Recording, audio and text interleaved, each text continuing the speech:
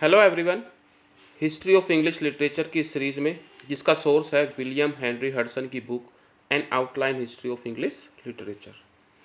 Shakespearean age के बाद हम स्टार्ट कर रहे हैं एज ऑफ मिल्टन, जिसका इंग्लिश टाइम पीरियड है 1625 से 1660 तक। एग्जाम में क्वेश्चन आ चुका है, अगर दोबारा से आ जाए एज ऑफ मिल्टन जिसमें मिल्टन प्रोमिनेंट रोल प्ले करते हैं, वो टाइम उनकी अर्ली पोएट्रीज और प्रोज का जो वहाँ के पॉलिटिकल और रिलीजियस सिस्टम को के ऊपर लिखे गए हैं।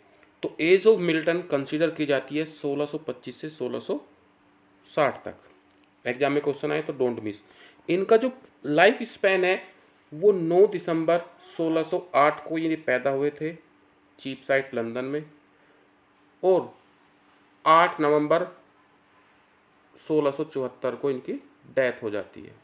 ये इनका लाइफ स्पैन है 1608 से 1674, लेकिन इंग्लिश लिटरेचर में एज ऑफ मिल्टन को माना जाता है 1625 से 1660 तक। ठीक है, मिल्टन की लाइफ को पढ़ने से पहले हमें एक छोटी सी समरी जाननी होगी। 15वीं सेंचुरी में एक मूवमेंट स्टार्ट हुई थी जिसका नाम था रिफॉर्मेशन। किंग मार्टिन लूथर ने जर्मनी में एक मुहिम स्टार्ट की थी। रोम के कैथोलिक चर्च में आए करप्शन और उनके ओल्ड रूल जो वहाँ पर सक्सेसफुल नहीं थे, उनके खिलाफ वो चेंज लाना चाह रहे थे रोमन कैथोलिक चर्च के खिलाफ। दो तरह के चर्च होते हैं, रोम के कैथोलिक चर्च, और इंग्लैंड में जो सुपरमेसी चाह रहे थे कि रोमन कैथोलिक चर्च के बदले में द चर्च ऑफ इंग्लैंड को इम्पोर्टेंस दी जाए, चर्च ऑफ इंग्लैंड। ठीक है, तो दो तरह के, एंग्लिकन चर्च और कैथोलिक चर्च। तो इस कैथोलिक चर्च के ओल्ड जो लॉ थे इनको कैनन बोलते हैं। जो कैनन लॉ थे चर्च के वो सक्सेसफुल नहीं थे, उनमें चेंज की जरूरत थी, वहाँ पर बहुत सारा करप्शन फैल चुका था। तो एक मूवमेंट स्टार्ट हुई जिसका नाम था रिफॉर्मेशन, और इसको फॉलो करने वाले लोगों को बोला गया प्रोटेस्टेंट। क्या? प्रोटेस्टेंट, ये वर्ड आपने सुना होगा, प्रोटेस्टेंट। ठीक है, तो प्रोटेस्टेंट जो थे वो उम्मीद करते थे कि रोमन कैथोलिक चर्च के बदले में एंग्लिकन चर्च काम करे। पूरे यूरोप में प्रोटेस्टेंट मूवमेंट चलती रही रिफॉर्मेशन लाने के लिए, और 1534 में इंग्लैंड के क्राउन किंग हेनरी 8 ने द चर्च ऑफ इंग्लैंड को अलग कर लिया रोमन कैथोलिक चर्च से। लेकिन फिर क्या हुआ, क्वीन मैरी उसके बाद सिंहासन पर बैठी और उन्होंने वापस रोमन कैथोलिक चर्च को ही फॉलो किया। उसके बाद क्वीन एलिजाबेथ आई, उसने भी रोमन कैथोलिक चर्च को फॉलो किया, प्रोटेस्टेंट के लिए कुछ खास नहीं किया। और प्रोटेस्टेंट की वो ब्रांच जो इंग्लैंड में चर्च को प्योर करना चाह रही थी, प्योरीफाई करना चाह रही थी, क्लीन करना चाह रही थी वहाँ के करप्शन को, उसको बोला जाता है प्यूरिटन्स। मिल्टन क्या थे? मिल्टन एक प्यूरिटन थे। मिल्टन कौन थे? प्यूरिटन। तो प्यूरिटनिज्म एक ऐसी मूवमेंट थी इंग्लैंड के अंदर जो रोमन कैथोलिक चर्च के पुराने कैनन लॉ को समाप्त करना चाह रही थी, एजुकेशन सिस्टम को इम्प्रूव करना चाह रही थी। वहाँ पर जो एपिस्कोपल सिस्टम था, एपिस्कोपल सिस्टम जब राजा 5 मिनिस्टर को अपॉइंट कर कर चर्च में भेजता है, और आर्क बिशप के माध्यम से, आर्क बिशप मतलब वहाँ का जो चीफ प्रीस्ट है उसके साथ मिलकर एक काउंसिल बनाकर रूल्स को रेगुलेट करते हैं। अब वो रूल्स पब्लिक के लिए फ़ायदेमंद नहीं है तो लोग उसके खिलाफ आवाज़ उठा रहे हैं, और ये आवाज़ उठाने वाले ही कौन है? प्यूरिटन्स है, जो चर्च सिस्टम को प्योर करना चाह रहे हैं, वुमेन एजुकेशन को इम्प्रूव करना चाह रहे हैं। ओके, तो प्यूरिटन्स प्रोटेस्टेंट का एक पार्ट है, और प्रोटेस्टेंट अगेंस्ट है रोमन कैथोलिक चर्च के। तो ये वहाँ की रिलीजियस कंडीशन है। अब पॉलिटिकल कंडीशन को समझते हैं। चार्ल्स फर्स्ट जो प्रोटेस्टेंट के फेवर में नहीं है, वो रोमन कैथोलिक चर्च की सुपरमेसी को बनाए हुए हैं, एपिस्कोपल सिस्टम को बनाए हुए हैं, और एपिस्कोपल सिस्टम में जितने भी मिनिस्टर्स हैं वो सब रॉयलिस्ट है, वो एक्लेसियास्टिकल लोग हैं। चर्च के जो हाई ऑथोरिटीज़ होती हैं उनको एक्लेसियास्टिकल पीपल बोला जाता है। वो सभी के सभी क्लर्जीमैन हैं और नोबल्स हैं, मीन्स वो अमीर है, रिच है और राजा के प्रभाव में है। तो इस तरह से क्लैश स्टार्ट हो जाता है, लड़ाई स्टार्ट हो जाती है। प्यूरिटन्स जो पार्लियामेंट को सपोर्ट करते हैं, पार्लियामेंट के बीच और राजा के बीच। तो राजा को सपोर्ट करने वाले रॉयलिस्ट कहलाते हैं, और पार्लियामेंट को सपोर्ट करने वाले राउंड हेडेड बोला जाता है। मिल्टन की कुछ पोएम्स में ये वर्ड मेंशन किए गए हैं, तो याद रखिएगा। सो ये वहाँ की पॉलिटिकल कंडीशन थी और इस पॉलिटिकल कंडीशन के कारण ही इंग्लैंड में 1642 में पहला सिविल वॉर स्टार्ट हो जाता है। सिविल वॉर डिटेल में भी पढ़ेंगे, मैं समरी बता रहा हूँ वहाँ की पॉलिटिकल कंडीशन की। और राजा और पार्लियामेंट के बीच विवाद हो जाता है और इस विवाद के तहत 49 में राजा को बिहेड कर दिया जाता है, उसको मार दिया जाता है। और जो प्यूरिटन्स के हेड है, पार्लियामेंट के हेड है, उनका शासन स्टार्ट हो जाता है। किसी राजा का शासन नहीं है, केवल पार्लियामेंट का शासन है। और इसी पीरियड को बोला जाता है कॉमनवेल्थ पीरियड। 1649 से 1660 तक कॉमनवेल्थ पीरियड चलता है। कॉमनवेल्थ मतलब पार्लियामेंट का शासन, कोई राजा नहीं है। सो ये वहाँ की पॉलिटिकल कंडीशन थी। पब्लिक ने दोबारा से फिर अपना मत चेंज किया और चार्ल्स सेकंड जो चार्ल्स फर्स्ट के बेटे थे उनको राजा डिक्लेयर कर दिया और कॉमनवेल्थ खत्म हो जाता है और 1660 में रिस्टोरेशन आ जाता है।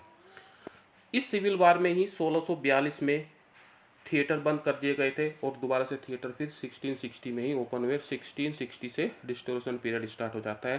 तो इस पॉलिटिकल कंडीशन में और रिलीजियस कंडीशन इंग्लैंड को देखते हुए मिल्टन के जितने भी प्रोज वर्क है वो सब इन्हीं कंडीशंस पर बेस्ड है। ये कंडीशन समझ में आ गई तो उसके बाद भी समझ में आ जाते हैं। इन दोनों ही स्लाइड में यही पूरी कहानी बताई गई है जो मैंने आपको इन शॉर्ट बताई कि आर्क बिशप जो हेड थे वहाँ पर, जो चर्च ऑफ रोम थे उसके खिलाफ थे, उनका जो कैल्विन ऑफ जेनेवा से प्रभावित थे प्रोटेस्टेंट लोग। तो ये पूरी कहानी मैंने आपको बताई। This is mention here. Ecclesiastical लोग जो राजा द्वारा अपॉइंट हाई क्लास रिच लोग होते थे जो सरकार को चलाते थे चर्च के माध्यम से, उसको एक्लेसियास्टिकल गवर्नमेंट बोला जाता था। एपिस्कोपल सिस्टम था, ठीक है, कि रूल्स जो बनाए जाएंगे वो चर्च की अथॉरिटी ही बनाएगी, इसको एपिस्कोपल सिस्टम बोला जाता है। तो ये कुछ टर्म समझ लीजिए। तो लेटर आप जॉन मिल्टन के सभी वर्क्स प्रोस्ट्रैक्ट को समझ पाएंगे और प्यूरिटनिज्म को समझ पाएंगे, जो प्रोटेस्टेंट की एक ब्रांच है जो चर्च को प्योर करना चाह रही है इंग्लैंड में। एक फैक्ट और बता दूं, मिल्टन के दादाजी कैथोलिक थे, इनके पिताजी प्रोटेस्टेंट थे और इंग्लैंड के अंदर ये प्रोटेस्टेंट की ब्रांच प्यूरिटन्स, जॉन मिल्टन एक प्यूरिटन थे। तो आइए स्टार्ट करते हैं the life of Milton. Milton की लाइफ के बारे में जानेंगे। हडसन ने इनके बारे में जो भी फैक्ट दिए वो अक्सर एग्जाम में पूछे जा चुके हैं और बार बार पूछे जाएंगे क्योंकि this is one of the authentic book. तो John Milton was born at Bread Street, जगह का नाम है, एक कॉमन रास्ता है, चीप साइड में पड़ता है, लंदन में पैदा हुए थे। कब? 9 दिसंबर 1608 को। ईयर 8 है और डेट 9 है और दिसंबर लास्ट का महीना याद रख सकते हैं। कब? 4 साल पहले जब शेक्सपियर रिटायर हो गए थे। शेक्सपियर रिटायर हुए, अपना लास्ट वर्क 1612 में लिखा उन्होंने और वो रिटायर हो गए थे 1612 से ठीक 4 साल पहले जॉन मिल्टन का बर्थ हो चुका था। हिज फादर, जॉन मिल्टन के पिताजी का नाम भी जॉन ही था, वाज स्ट्रॉन्गली प्यूरिटन्स, वो एक प्रोटेस्टेंट मतलब प्यूरिटन ही थे। ही सिंपैथीज थे, was none less lover of literature and art. इनके जो फादर थे वो लिटरेचर और आर्ट के लवर थे, साथ साथ मेंशन कर देता हूँ वो एक अच्छे म्यूजिशियन भी थे। The child enjoyed all the advantages of cultivated home, सारी फैसिलिटीज़ उनको फ़ायदे घर पर ही मिले। एंड ही वाज एजुकेटेड, किस स्कूल में एजुकेशन मिली? सेंट पॉल्स स्कूल, नोट कर लीजिएगा। उनकी early education at Saint Paul's school में हुई और उनकी जो कॉलेज की पढ़ाई वो क्रिस्ट कॉलेज, कैम्ब्रिज यूनिवर्सिटी में क्रिस्ट कॉलेज से हुई। इनको लेडी ऑफ क्रिस्ट के नाम से भी जाना जाता था क्योंकि ये काफ़ी ब्यूटीफुल थे, इनका ओवल फेस था और काफ़ी गोरे थे, तो इनको एक लेडी की तरह कंसीडर किया था। इनके सब साथी इनको लेडी ऑफ क्रिस्ट के नाम से जानते थे। तो क्रिस्ट से याद रखिएगा, इनकी एजुकेशन कहाँ हुई है? क्रिस्ट कॉलेज कैम्ब्रिज में। एंड उन्होंने अपनी बीए की डिग्री कब ली? 1629 में और ठीक 3 साल बाद उन्होंने मास्टर्स किया। जितने भी टीजीटी के ऑथर है और इनके समकालीन जितने भी पोएट है उसमें सबसे ज़्यादा ब्रिलियंट, एजुकेटेड और टैलेंटेड जॉन मिल्टन ही थे। तो फर्दर बात करेंगे। ही ग्रेजुएटेड इन 1629 और 1629 में ही इनका फर्स्ट वर्क पब्लिश हुआ था। फर्स्ट वर्क इन्होंने पोएम लिखी थी on the morning of Christ nativity, बात कर लेंगे लेटर। तो इनकी लाइफ चल रही है। तो जब ये कॉलेज में पढ़ने गए तो इन्होंने डिसाइड किया था कि he was consistently enter the church service, कि वो चर्च की सर्विस में जाएंगे, लेकिन उन्होंने वहाँ के सिस्टम को देखा, चर्च के मैटर करप्शन को देखा, तो उन्होंने डिसाइड कर लिया। क्या डिसाइड किया? He decided to give himself up entirely to self culture and poetry, कि वो अपने आप को इम्प्रूव करने में, सेल्फ कल्चर वो देंगे और साथ साथ बस पोएट्री लिखेंगे। ये उन्होंने डिसाइड कर लिया कि चर्च की सर्विस में नहीं जाएंगे, अपने आप को स्लेव नहीं बनाएंगे। जितने भी कैलर्जी है, रॉयलिस्ट है, वो चर्च की सर्विस में जाते हैं तो वो उनको मानते थे कि वो बस गुलाम हो जाते हैं उस सिस्टम के, और ये अपने आप को ऐसा नहीं बनाएंगे। फर्दर हम जानेंगे इनकी लाइफ के बारे में। अब ऑन लिविंग कैम्ब्रिज, कैम्ब्रिज को छोड़ने के बाद ही accordingly took up his abode in country house of the family. कहाँ पर? हॉर्टन, जो बकिंघम शायर में है। 1632 में जब इन्होंने कॉलेज छोड़ा, इनके डैडी रिटायर हो गए। रिटायर होकर वो एक रिच पर्सन थे। हॉर्टन जो 17 माइल दूर गांव था, वहाँ पर जाकर वो सेटल हो गए। वहाँ उनको एकांत मिला और वहाँ पर उन्होंने आगे की पढ़ाई स्टार्ट की। एक फैक्ट जो एग्जाम में आ चुका है कि his books had kept him out of bed till midnight. वो रात के आधी रात तक रोज़ पढ़ाई करते थे। बुक्स उनको जगाए रखती थी। ये फैक्ट एग्जाम में आ चुका था। कोई दिन ऐसा नहीं गया कि उन्होंने रात के 12 बजे तक पढ़ाई ना की हो। At the university he had shown the same untiring devotion and learning. जैसे यूनिवर्सिटी में वो अनटायरिंग पढ़ते थे डिवोशन के साथ, वही उन्होंने यहाँ पर पढ़ा। एंड नाउ ड्यूरिंग 6 ईयर, लगभग वो 5 से 6 साल यहाँ पर रहे। 1638 तक वो यहाँ पर रहे। इन 6 सालों में बिल्कुल शांति के साथ अनइंटरप्टेड सेक्युलरिज्म में उन्होंने पढ़ाई की। परस्यूज स्टडीज़ वे अनडिस्टर्ब, बिना किसी डिस्टर्बेंस के। बिल्डिंग स्टेडली अपॉन ए फर्म फाउंडेशन, और उनकी एक मजबूत नींव बन गई। ही हैड ऑलरेडी ले। मिल्टन दस become a very great scholar, और वे एक बहुत बड़े स्कॉलर बन गए, विद्वान बन गए। This point must be carefully marked, not only because in the breadth and accuracy of erudition he stands head and shoulder among above all। ये एक इम्पोर्टेंट फैक्ट है कि ब्रेथ एंड हाइट में, किसी भी एक्यूरेसी में, एरुडेशन का मतलब होता है लर्नड, नॉलेजेबल, कि वो उनके समकालीन जितने भी पोएट थे उन सब में वो सबसे ऊपर थे। He was most talented in his erudition he stands head and shoulders above. हर तरह से वो एक फ्रेज यूज किया गया है, वो उनसे ऊपर थे other poet. Also because his learning everywhere nourishes and interpenetrates the poetic works. उन्होंने हर स्तर पर अपनी नॉलेज को नरिश किया और इसको इम्प्रूव किया। Having now reached his 30th year, अब वो कहाँ 30 साल के हो गए थे, और ईयर था 1638। 30 साल के हो गए थे। ही रिजोल्व, उन्होंने निर्णय लिया to complete his studies by travel, कि अपनी पढ़ाई को ट्रैवल के माध्यम से पूरा करेंगे। He therefore left London in May 1638 में उन्होंने लंदन छोड़ दिया। He went by Paris to London, पहले वो पेरिस गए, फिर वहाँ से इटली गए। Whence, however, he was prematurely recalled a news from the critical state of things at home। फिर उन्हें प्रीमेच्योरली मीन्स अपनी यात्रा को बीच में ही रोकना पड़ा 15 मंथ के अंदर ही, और वो घर वापस आ गए क्योंकि उन्हें न्यूज़ मिली थी कि वहाँ पर पॉलिटिकल सिचुएशन बिगड़ चुकी है, सिविल वॉर इंग्लैंड में स्टार्ट हो गया है। While I was preparing to pass over into Sicily, मैं सिसली जाने वाला था, एंड ग्रीस, ग्रीस उसने लिखा है ये। The melancholic intelligence which I receive, जो एक मेलनकलिक खबर मैंने सुनी ऑफ द सिविल कमोशन, कि सिविल वार स्टार्ट हो गया इंग्लैंड में, तो वो वापस आ गए ये खबर सुनते ही। कमोशन हो गया इंग्लैंड में, ठीक है, तो वो वापस आ गए इन लंदन इन अगस्त 1639। लगभग 15 मंथ्स वो वहाँ से बाहर रहे, और फिर 1640 ऑनवर्ड उन्होंने एक एक्टिव सपोर्टर के रूप में प्यूरिटन्स के कोज के लिए लिखना स्टार्ट किया। किसके खिलाफ? रॉयलिस्ट के अगेंस्ट। रॉयलिस्ट के अगेंस्ट उन्होंने प्यूरिटन की सपोर्ट में अपनी सर्विस देना स्टार्ट कर दिया। एज ए पैम्पलेटियर, एक पैम्पलेट के तरह he become Indeed one of the great pillar बन गए फॉर दिस कोज, प्यूरिटन्स की इस मुहिम में, इस मूवमेंट में वो एक ग्रेट पिलर के रूप में एस्टेब्लिश हो गए। On establishment of the Commonwealth, और जब 49 में कॉमनवेल्थ एस्टेब्लिश हो गया, उनको लेटिन सेक्रेटरी अपॉइंट कर लिया गया ऑफ फॉरेन टंग, ठीक है, फॉरेन अफेयर्स के लिए उनको लेटिन सेक्रेटरी अपॉइंट कर लिया गया। विलियम हेनरी एडिसन ने मेंशन किया है कि उनकी शादी 1643 में ही मैरिड मैरी पॉवेल, ठीक है, कुछ बुक्स में ये ईयर 42 मेंशन है, लेकिन when he was in his 35, तो ये 1643 में ही उनकी फर्स्ट मैरिज हुई मैरी पॉवेल से।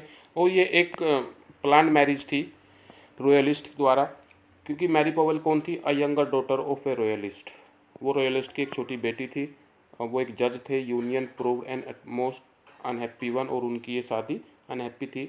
Early in 1653 a terrible calamity overtook, उनके साथ एक बहुत बड़ी घटना हो गई। His sight which had long been failing, जो काफ़ी समय से कमज़ोर हो रही थी, वाज नाउ रूइंड एंटायरली, पूरी तरह से ख़त्म हो गई, वो अंधे हो गए। And by over stress of work, और काम के दबाव के कारण ही बिकेम टोटली ब्लाइंड, वो पूरी तरह से अंधे हो गए। 3 years later he married again, 56 में उन्होंने दोबारा से मैरिज की। But his wife Katherine Woodcock died with 15 month, 15 महीने के अंदर वो भी मर गई। On restoration of the monarchy, जब 1660 में मोनार्की एस्टेब्लिश हुई, मिल्टन वाज अरेस्टेड, उनको अरेस्ट कर लिया गया। 2 of his popular book were publicly burned, public के सामने जला दी गई पनिशमेंट के रूप में bye the hangman. But he was soon release, उनको छोड़ दिया गया। Permitted to drop into political obscurity, कि उनको पॉलिटिकल से दूर रहना पड़ेगा, पॉलिटिकल ऑब्सक्योरिटी, बिल्कुल राजनीति से दूर रहना पड़ेगा, इस सर पे उन्हें छोड़ दिया गया। क्यों अरेस्ट किया गया था इनको? क्योंकि इन्होंने चार्ल्स फर्स्ट के जब हत्या की गई थी तो उसको सपोर्ट किया था, उनके फेवर में लिखा था in defence of, Charles first की हत्या को उन्होंने लिखकर सपोर्ट किया था और पार्लियामेंट को सपोर्ट की थी, तो इस वजह से इनके ऊपर मुकदमा चला गया। लेकिन जॉन ड्राइडन और एंड्रयू मार्वेल की सिफारिश से इनकी केवल 2 बुक्स को चलाकर और साथ साथ पॉलिटिकल से निष्कासित रहने की शर्त पर इनको छोड़ दिया गया। तो इस स्टेज में ही वाज नाउ, अब क्या हो गए थे, poor and lonely as well as blind, और अंधे भी हो गए थे, अकेले भी हो गए थे। He felt bitterly the failure of the cause for which he had told her, और वो उनका जो पर्पज़ था कि जिसके लिए वो जी रहे थे, जिसके लिए कुछ करना चाह रहे थे, वो सब उनको व्यर्थ लगा, और एट लास्ट उन्होंने एलिजाबेथ मिंसिल से शादी कर ली। उनकी 3rd शादी हो गई Elizabeth Minshull. Brought comfort to his declining year. He was greatly distressed by the unfilial conduct of his daughter by his first marriage, और अपनी वाइफ का जो मिसबिहेव था, उनकी बेटी का जो मिसबिहेव था, जो पहली वाइफ से उनके 3 बेटी हुई थी, उससे वो काफ़ी डिस्ट्रेस रहे। It was a darkness and sorrow therefore that he now turn back upon the ambitious poetical design, और अब वो उन्होंने अपना ध्यान पूरी तरह से अपने पोइटिकल वर्क की तरफ रख लिया, which he had cherished many years before, जो उन्होंने कुछ साल पहले ही प्लान कर लिया था कि उनको एक बड़ा वर्क पोएट्री में करना है। He had long set aside call of practical duty. His paradise lost was published in 1667, paradise regain and Samson agonist together 1671, और 1674 में पैराडाइज लॉस्ट का 2nd एडिशन आया जिसमें 12 बुक थी। And 3 years later on 8 November 1674 Milton died. तो ये उनका life period है। 9 दिसंबर 1608 को बर्थ हुआ था और 8 नवंबर 1674 को उनकी डेथ हो गई। This is the summary by William Henry Hudson. John Milton की अर्ली पोएट्रीज के बारे में जानते हैं। Milton works falls naturally into 4 period. इन 4 पीरियड को समझ लीजिए। These are important. The college period, closing with the end of the Cambridge career, जो 1632 में ख़त्म हो जाता है। फिर ये अपने गांव चले जाते हैं हॉर्टन पीरियड के नाम से, जहाँ पर उन्होंने काफ़ी कुछ पॉपुलर वर्क किए, ठीक है, 1638 तक। और फिर the period of prose writing from 1640 to 1660, और 25 से 60 तक इनकी एज कंसीडर की जाती है, एज ऑफ मिल्टन। और फिर 4th है द लेट पोएटिक पीरियड और period of the greatest achievement. In 4 part में इनके करियर को डिवाइड किया गया है। College period, Horton period, period of pros, and last the period of last poetic period. His college poem Latin and English. उनकी जो college poems थी वो कौन सी 2 लैंग्वेज में लिखी गई, उसमें कुछ लेटिन वर्क्स थे और कुछ इंग्लिश थे। As for most part simply a young man's experimental work के रूप में उनको कंसीडर किया जाता है। और इसमें मोस्ट पॉपुलर है on the morning of Christ nativity. On the morning of Christ nativity, जिसने उसको एक परफेक्ट और ऐसी जगह इसमें इंग्लिश लिटरेचर में दी है कि वो अपने आप में सफिशिएंट है। और किस एज में? व्हेन ही वाज मियरली 21, 21 साल की एज में ही थे तब उन्होंने ये वर्क लिखा। And that is based on Bible, और इसी की फाउंडेशन पर बाद में उन्होंने अपना पैराडाइज लॉस्ट वर्क लिखा। टू द हॉर्टन, जो हॉर्टन पीरियड था, on the other hand belong to the more minor poem, उसमें लिखी, जैसे पावर दैट। अगर पैराडाइज लॉस्ट ना भी लिखी जाती तो भी उनकी जो हॉर्टन पीरियड में लिखी गई माइनर पोएम थी वो उनको इंग्लिश लिटरेचर में हमेशा के लिए फेमस कर चुकी थी। मीन्स उनकी जो शॉर्ट पोएम हॉर्टन पीरियड में थी, अगर पैराडाइज लॉस्ट ना भी लिखते तब भी मिल्टन इतने ही फेमस होते।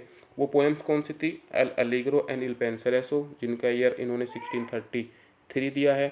कोमस 1634 जो एक मास्क है, और लेसिडस जो एक पेस्टोरल एलजी है एडवर्ड किंग की डेथ पर, किंग एडवर्ड की डेथ पर जो उन्होंने लिखी है। एडवर्ड किंग सॉरी इनके फ्रेंड थे कैम्ब्रिज यूनिवर्सिटी में, उनकी डेथ पर लिखे हैं। ईच ऑफ दीज में ऑफ कोर्स बी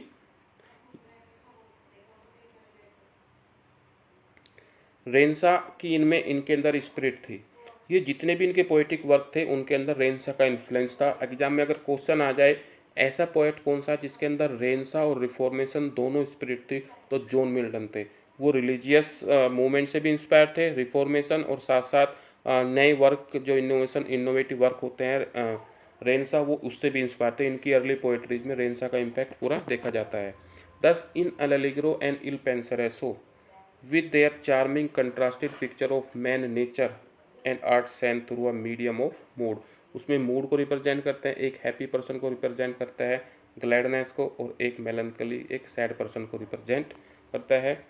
फर्दर बात करते हैं कोमस की। विद द कोमस मार्क, इन्होंने कोमस लिखा, the Comus mark distinct stage he developed of the Milton mind. ये मिल्टन के माइंड की एक डेवलपमेंट था कि उन्होंने स्टेज पर परफॉर्म करने वाला ये म्यूजिकल ड्रामा पर स्टार्ट किया Comus.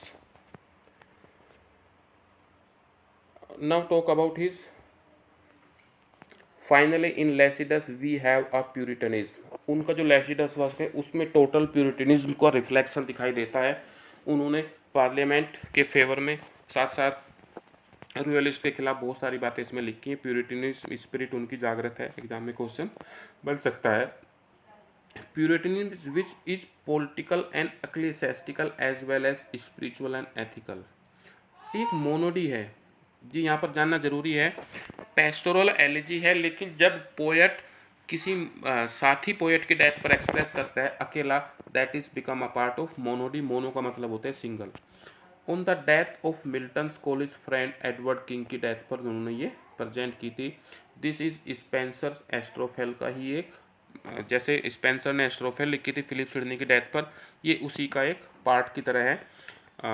Pastoral elegy in a conventional style of classical pastoral elegy के स्टाइल में लिखी गई है। अब पॉपुलर वर्क है। It belong with Comus to the Renaissance, और उनका कोमस किससे बिलोंग करता है? वो रेंसा स्पिरिट से बिलोंग करता है। और इनका लेसिडस क्लासिकल पेस्टोरल एलजी के बेस पर है। But the religious accent in throughout its unmistakably Puritan, और दोनों में ही जो रिलीजन दिखाई देता है वो प्यूरिटनिज्म है। मीन्स चर्च को इम्प्रूव करना और इंग्लिश चर्च को इम्पोर्टेंस देना against to the Roman Catholic church. Its famous attack upon the corrupt church and the hireling clergy of the time openly proclaims Milton's adherence to Puritans causes. इसने पूरी तरह से condemn किया है किसके? Corrupt system, church के corrupt system को और वहाँ के एक्लेसिस्टिकल अथॉरिटी को, अपने इस वर्क लेसिडस में। तो प्यूरिटन की पूरी स्पिरिट इसके अंदर दिखाई देती है। कोमस के अंदर रेंसा की स्पिरिट इसके अंदर दिखाई देती है। So this is about this. Next video में हम इसके प्रोज वर्क के बारे में जानेंगे। आई होप वीडियो हेल्पफुल है। हडसन ने जितना भी कुछ लिखा है वो सब आपको इजी लैंग्वेज में एक्सप्लेन करने की कोशिश की जा रही है। You can pen down the important facts, और ये सभी फैक्ट्स एग्जाम में आ चुके हैं, फर्दर आगे भी आ सकते हैं। वीडियो को शेयर जरूर करें। Thank you.